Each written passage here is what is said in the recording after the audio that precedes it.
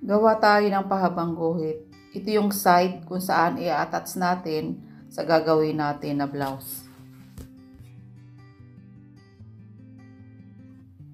Next natin gagawin, kukunin natin yung haba ng manggas.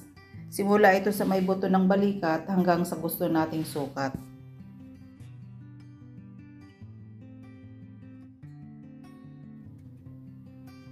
Next natin gagawin, ito yung sukat ng ating manggas, yung sa may kabuuan ng ating braso.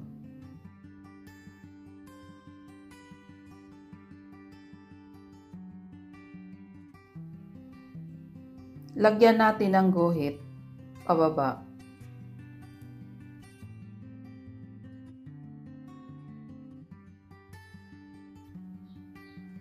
Next, ilalagay natin yung sukat ng ating armhole.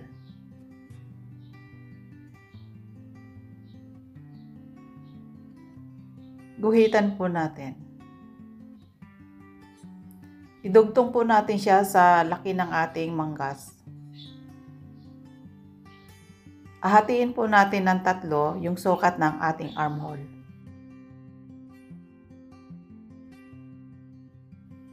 One-half inch palabas, 1/4 naman paloob. Pagdugtungin natin yung una at pangalawang guhit palabas. Pangalawang guhit, pababa, papasok, ito yung sa 1/4. Then, maglalagay tayo ng 2 inches sa taas. Ito yung sa gagawin nating pop para maging pop yung ating sleeve. Guhitan natin. Then, maglabas tayo, magdagdag tayo ng 1/2. Lagyan na rin natin ng allowance na 1/2 inch. Gupitin natin.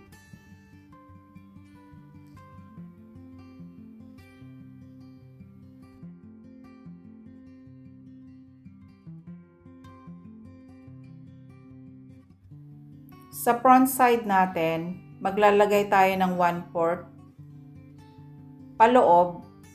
Kailangan mas malalim yung front natin kumpara doon sa back.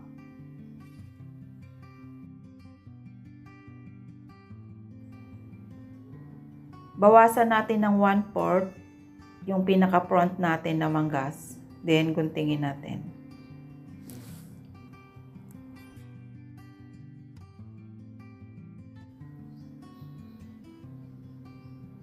Ito na yung kabuuan ng ating sleeve, front and back. Dito sa taas natin, dito tayo mag-sharing. Then sa taas din ng sleeve natin, diyan tayo mag-sharing para maging pop yung ating sleeve.